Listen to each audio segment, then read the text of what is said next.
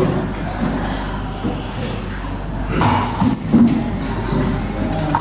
Pramudia, Farno Saputra, Farno Nirwan, Muhammad Yusuf. Ini yang kepalanya masih di atas meja, tolong berdiri dulu. Nah, untuk pemula pembelajaran hari ini Ibu menampilkan sebuah video singkat, mohon disimak. Nanti kita akan melakukan presentasi untuk video ini.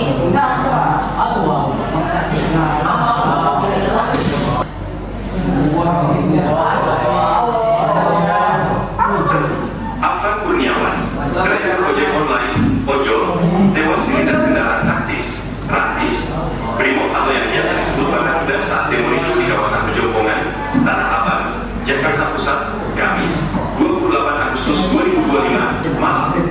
Bukan peserta demo. Pada malam nahas tersebut, dia sedang mengantarkan pesanan makanan ke kawasan Bendungan Hilir. Afan bukanlah bagian dari masa aksi yang ricuh di sekitar gedung DPR RI yang mengkritis gaji selangit anggota Dewan terhormat. Afan Kurniawan cuma numpang lewat untuk mengantarkan program makanan demi sesuap nasi dan menghidupi keluarganya.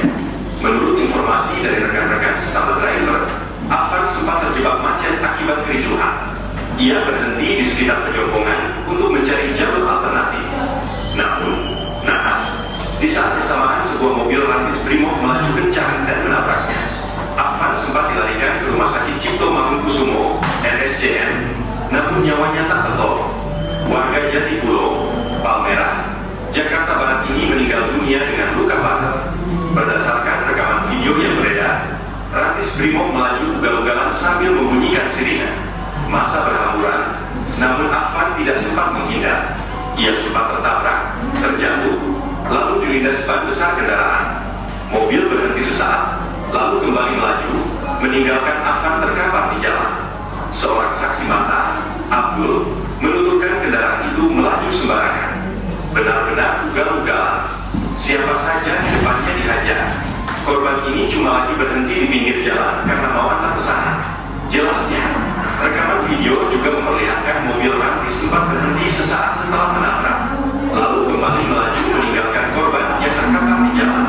Kejadian itu memicu kemarahan massa yang kemudian berusaha mengejar dan melempari kendaraan brimob tersebut. Menurut Abdul, insiden itu terjadi sekitar pukul 18.30 WIB. Nah, dari kasus yang sudah Ibu tampilkan tadi, mohon dipikirkan untuk 5 detik satu kata yang apa yang kalian rasakan dalam video tersebut. Yang paling menggambarkan perasaan kalian setelah melihat video ini. Apa? Sedih. Nah, menurut Anda, mengapa hal tersebut terjadi? Mengapa di video tadi yang menyebabkan hal tersebut terjadi gitu?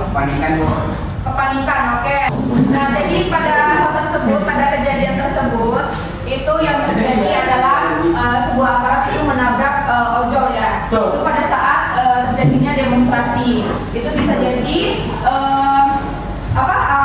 angkatan tadi atau Polri tadi itu mengalami kepanikan. Itu bisa jadi terjadi. Tapi kalian semuanya, untuk apalagi sekarang kan di zaman digital ya, di TikTok, jangan gampang memakan berita-berita hoax gitu. Kayak yang tadi kan itu misalnya jadi cuplikan singkat gitu. Jadi jangan terlalu menyimpulkan. Nah, sebagai kita warga negara yang baik itu harus pandai memilih berita mana yang benar dan mana yang tidak benar gitu. Oke? Nah, apakah menjaga keamanan dan pertahanan di negara itu hanya tugas TNI dan Polri saja? Oke,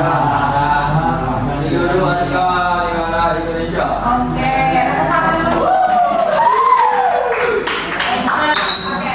Nah, jadi pertahanan dan keamanan itu bukan hanya tugas TNI, Polri, tapi sebagai pemerintah, sebagai masyarakat, sebagai siswa itu juga memiliki peran penting. Nah, oke, di sini untuk pembelajaran kita hari ini ya, itu ada di poin D tentang pertahanan dan keamanan negara Indonesia.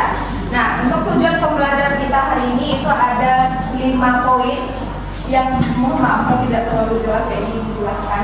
Yang pertama itu harus mampu menganalisis sistem pertahanan dan keamanan negara.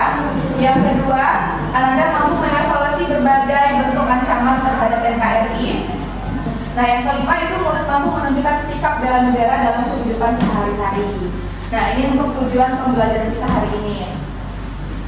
Nah, arti pertahanan dan keamanan. Apa itu arti pertahanan dan keamanan? Kalau sebagai siswa, apa kira-kira tindakan kalian untuk menjaga keamanan negara atau keamanan sekolah? Pada ojol. Keamanannya apa? Ya, menjaga kelas agar tetap bersih. Itu contohnya untuk menjaga keamanan dan kenyamanan kita juga di dalam kelas. Oke.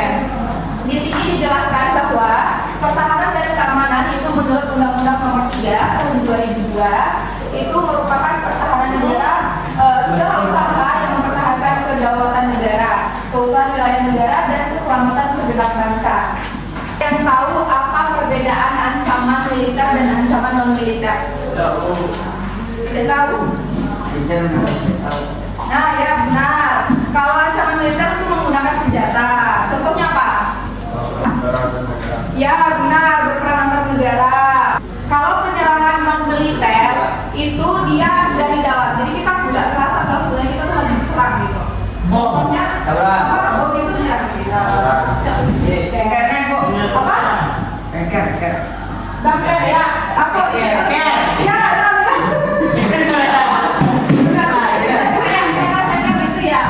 Bukan apa ya?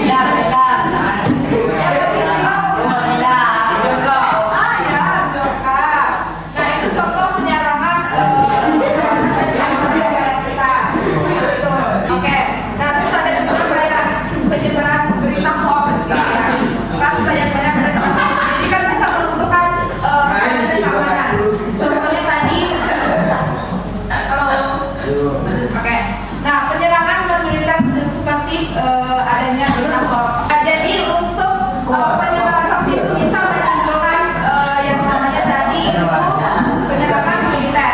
Contohnya apa? Keterkaitannya apa ini? Kan ada di berita hoax. Itu kan penyerangan non militer. Apa berdampak nggak untuk penyerangan militer? Ya, contohnya apa?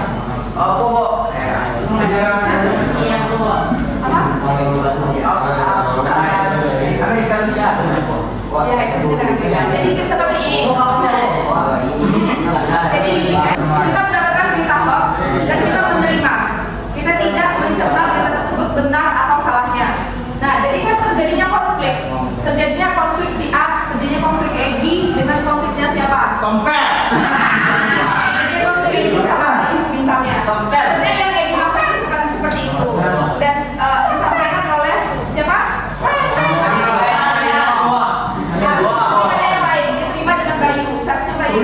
Pandai dan bisa mencerna berita itu baik atau tidak baiknya, tidak harusnya.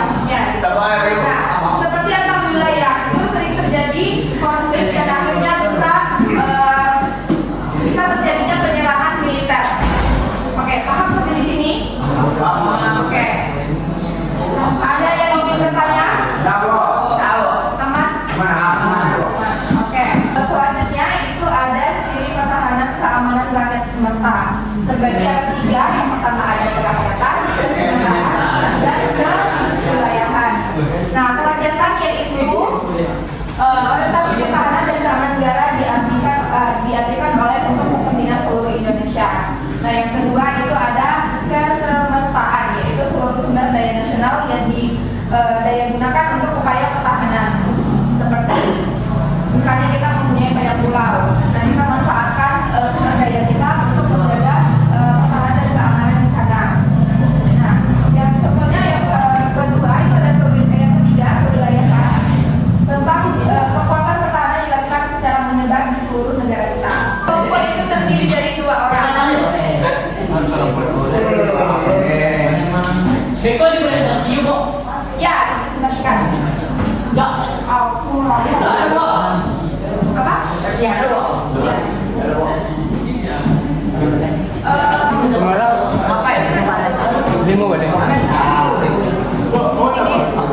Apa ibu? Baru saya sudah taruh sekolah sini. Jago nih.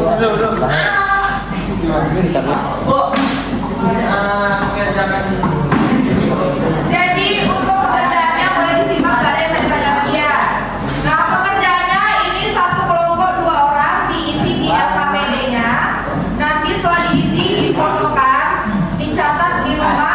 dengan PPT yang ditampilkan. Untuk dimulai minggu depan.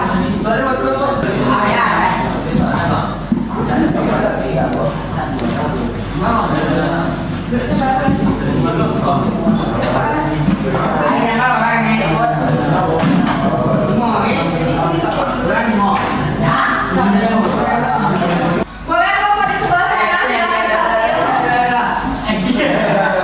tampil. Oke, untuk semuanya tolong diperhatikan untuk temannya yang ditampil ya. Assalamualaikum warahmatullahi wabarakatuh. Waalaikumsalam warahmatullahi wabarakatuh. Perkenalkan, nama saya Rahman Putra. Nama saya Asep. Kami dari kelas STP1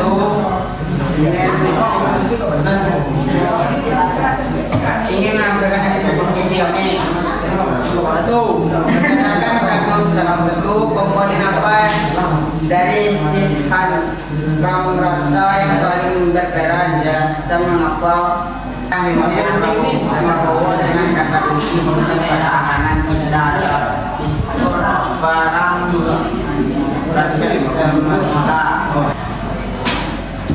Karena kita harus mempertahankan sumber daya alam Indonesia jangan sampai jatuh ke tangan asing.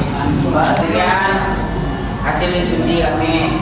Assalamualaikum warahmatullahi wabarakatuh.